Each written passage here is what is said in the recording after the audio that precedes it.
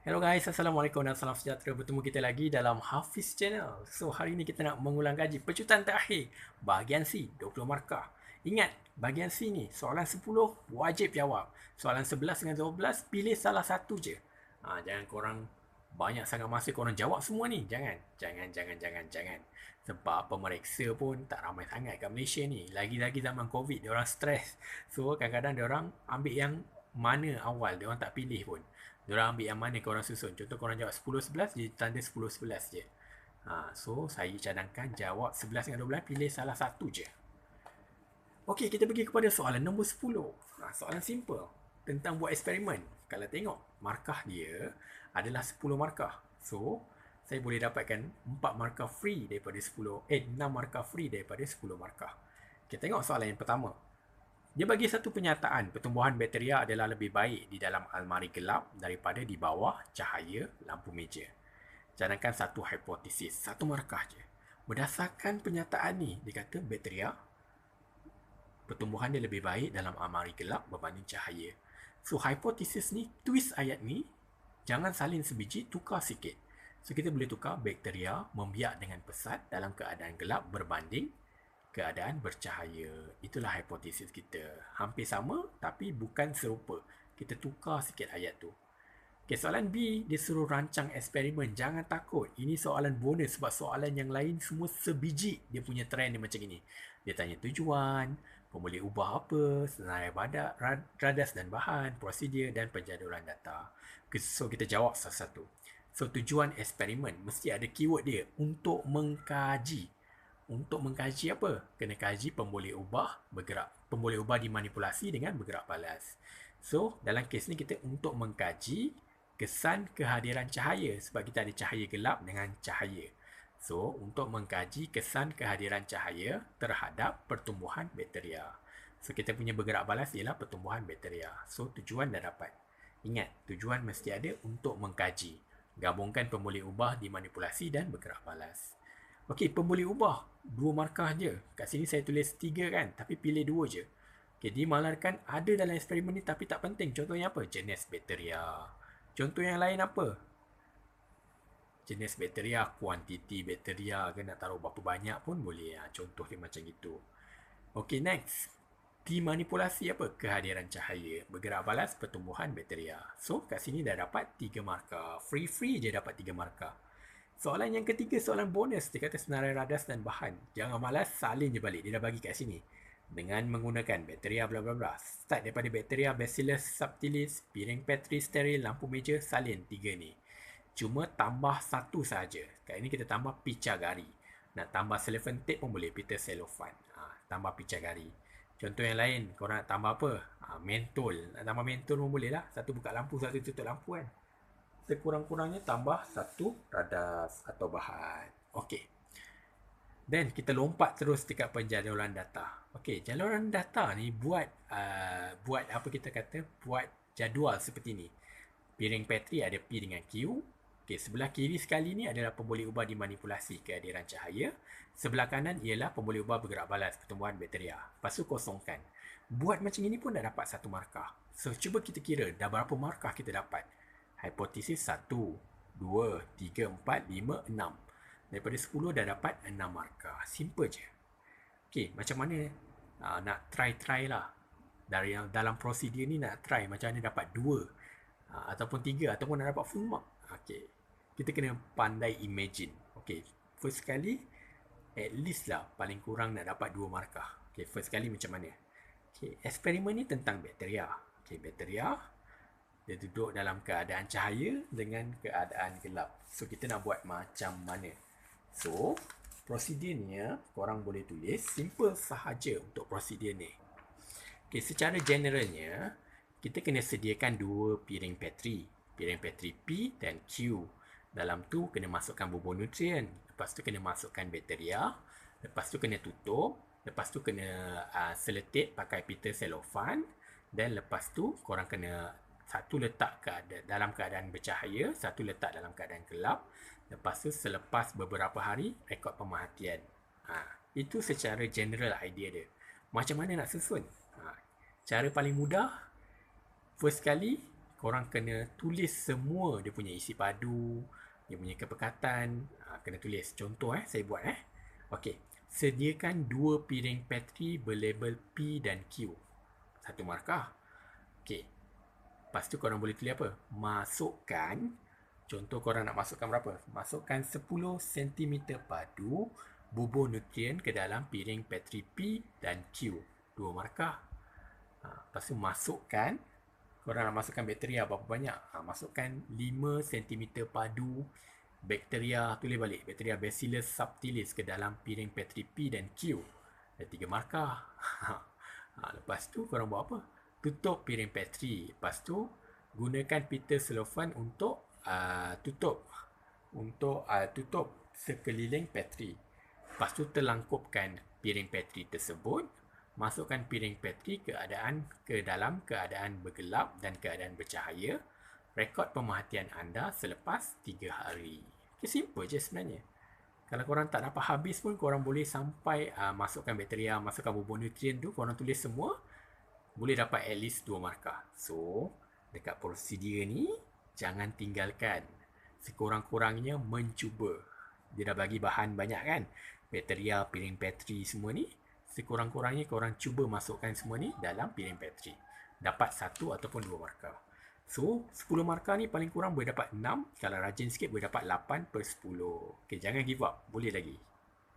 Okey, beralih kepada soalan 11. Ni kena tengok nak pilih soalan 11 ke soalan 12. Baca dulu soalan. Okey, soalan 11. Dia kata, dua bahan yang berbeza masing-masing terdiri daripada atom dan molekul, berikan satu sifat dan satu contoh. Okey, bila dia tanya tentang perbezaan, berikan satu sifat, satu contoh, terus buat jadual. Buat saya cantik kan, cikgu buat tak cantik. Atas ni kena gariskan. So, bahan dia atom, molekul. Ciri, takat lebur tinggi, takat lebur rendah. Contoh, besi oksigen. Dapat 4 markah. Simple tak? Nampak macam gelak kan? Macam senang ni, macam senang ni. Tapi kalau jarang buat, nanti korang tak tahu macam mana. Okey, contoh, kalau korang tak suka kan takat lebur ni, korang boleh tulis tentang takat didih. Kalau atom, sama juga. Takat didih tinggi. Molekul, takat didih rendah. Contoh, korang tak sukalah besi, cikgu. Saya tak suka besi. Saya suka kuprum. Tulis kuprum. Saya tak suka oksigen. Saya suka karbon dioksida. Tulislah karbon dioksida. Ikut korang lah nak tulis apa. Saya tak suka oksigen. Saya suka nitrogen. Tulis nitrogen. Janji tulis. So, bila tentang perbezaan ni, buat jadual. Okey, soalan B. Pelajar 11 menunjukkan 3 contoh bahan molekul. Contohnya oksigen, karbon dioksida dengan air. So, dia cakap dekat sini, soalan dia 4 markah je. So, dia suruh kaji maklumat berikut. Kenal pasti 3 ciri sepunya. Maksud ciri sepunya ni, apa ciri-ciri molekul ni? Ciri dia takat lebur rendah, tak boleh kondaksikan elektrik, daya tarikan antara zarah rendah, lemah. Korang boleh buat. Selain tu, korang boleh buatlah takat didih rendah. Apa-apa ciri yang korang ingat tentang molekul, korang letak je. Yang paling senang, takat lebur rendah, takat didih rendah, tak boleh kondaksikan elektrik, daya tarikan antara zarah lemah. Itu ciri yang paling simple. Okay, berikan contoh lain selain oksigen, air dengan karbon dioksida. Jangan ada tulis oksigen balik. Dia kata contoh lain. Boleh tulis nitrogen. Korang nak tulis apa lagi? Selain nitrogen, boleh tulis bromin, klorin. So, contoh lain. Ingat. So, kat sini korang dapat berapa markah dah ni? 4 markah. Kat sini pun 4 markah. Dah 8 markah. Simple-simple je boleh dapat 8 markah. Okey, kita habiskan soalan ni. Soalan yang ketiga, berikan satu contoh bahan bukan molekul. Maksud bahan bukan molekul ni ialah bahan atom lah. Bukan. Beri satu contoh bahan bukan molekul. Bukan molekul ni korang bagi natrium klorida. So, natrium klorida ni dia bukan molekul. Dia adalah garam. Selain tu korang nak tahu apa? Letak ialah apa-apa. Kalium hidroksida ke, natrium nitrat ke. Letaklah apa-apa yang bukan molekul. Jangan ngada-ngada letak oksigen, nitrogen, tak boleh. Selain molekul, letak je apa-apa. Okay, yang keempat, hubung kaitkan ciri sepunya. Korang tulis je balik. Bahan molekul ialah, nyatakan balik ciri-ciri tadi. Ialah bahan yang mempunyai takat lebur rendah, tak boleh kondaksikan elektrik, dan mempunyai daya tarikan antara zarah yang rendah. So, kena ingat, bila dia suruh hubung kaitkan ciri sepunya, tulis je balik. Konsep dia sama. bahan molekul tu apa ciri-ciri dia tadi, tulis balik. Dia nak tolong dah kita untuk soalan nombor 11. Okey, soalan nombor 12. Soalan nombor 12 ni more kepada kemahiran berfikir lah. Sebenarnya dia punya konsep dia kemahiran berfikir je. Dia punya fakta dia sedikit, banyak huraian. Okey, contoh kita tengok soalan nombor 12. Nyatakan dua kaedah pemprosesan makanan. Ni kita ingat banyak ah. Kalau susu, pempastoran. Kalau ikan, pengetinan. Pendehidratan pun boleh. Penyejuk bekuan pun boleh. Apa-apa yang korang ingat, korang buat jadual macam ini. Contoh, kalau korang ingat pempastoran, makanan dipanaskan pada suhu 63 darjah pada 30 minit. Diikuti penyejukan segera. Kena ada huraian dia. Baru dapat 1 markah, 2 markah. Dan penyejukan, makanan disejukkan pada suhu 0 ke 10 darjah Celsius dalam peti sejuk. Kena ada dia punya huraian. Kalau korang tak suka, korang suka apa? Pengetinan, pengeringan lah, paling senang. Makanan dikeringkan untuk membuang air. Contoh yang lain apa? Pemvakuman. Lagi apa? Penyinaran. Makanan dilalukan dengan sinaran untuk membunuh mikroorganisma. Pun boleh. Yang mana korang ingat. Okey, kita pergi kepada soalan B. Dia bagi satu situasi. Ada seorang nelayan ni, dia dapat ikan banyak. Contoh dia dapat ikan, hari tu dapat ikan 1 tan. 1000 kilo ikan. Lepas tu ikan tu, dia takutlah rosak kalau tak jual. So dia buat apa? Dia kata, nelayan tu gunakan kaedah pendehidratan. Dia buang air daripada ikan tu untuk awet ikan. Pada pendapat anda, adakah sesuai kaedah itu? So, kita kena jawablah sesuai. Saya bersetuju. Lepas tu kita bagilah kebaikan-kebaikan pendehidratan ini. So, jawapannya, markah yang pertama, kita jawab ya ni dah dapat 1 markah. Korang jangan jawab tak jawab, lepas tu tidur. Kena jawab. Saya bersetuju, saya tidak bersetuju. Itu pun markah. So, saya bersetuju ya kerana pendehidratan tu dapat menyingkirkan air daripada makanan. Bila air tak ada, dapat halang pertumbuhan mikroorganisma. Bila mikroorganisma tak ada, ikan dapat disimpan lama. Okey, kebaikannya tidak mengubah rasa ikan, kehilangan nutrien pun minimum. Itulah kebaikan dia.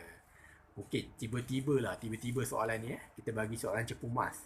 Tiba-tiba nelayan ni kan, dia power lah. Dia tak nak pakai pendehidratan, dia nak pakai pengetinan. Apakah pendapat anda? Tulis lah. Ya, saya bersetuju untuk dia mengetinkan ikan tersebut. Kenapa? Kerana pengetinan dapat mengelakkan pertumbuhan mikroorganisma. Itu yang pertama. Yang kedua, pengetinan dapat tahan lama. Lagi satu, pengetinan apa? Pengetinan dapat menyimpan ikan dalam kuantiti yang banyak. So, kalau buat tin tu, lagi satu, pengetinan boleh tahan lama, berbulan-bulan. Dia boleh lagi tahan lama daripada pendehidratan. Okay, simple. So, korang kena dapat idea. Kalau soalan tu keluar macam mana, korang macam mana nak twist. Soalan nombor 12 ni, more kepada kemahiran berfikir. Contoh yang lain lah. Contoh, tiba-tiba bukan ni. Kita ada Pak Abu. Pak Abu bela banyak kambing. Kambing ni mengeluarkan susu. Macam mana Pak Abu ni, susu ni dia nak jual kat kampung sebelah. So, dia guna teknik pempastoran. Sebab apa? Teknik pempastoran ni, dia boleh tahan lama. So, korang kena tulis lah. Pempastoran tu, dia punya suhu berapa? 63 darjah Celsius selama 30 minit.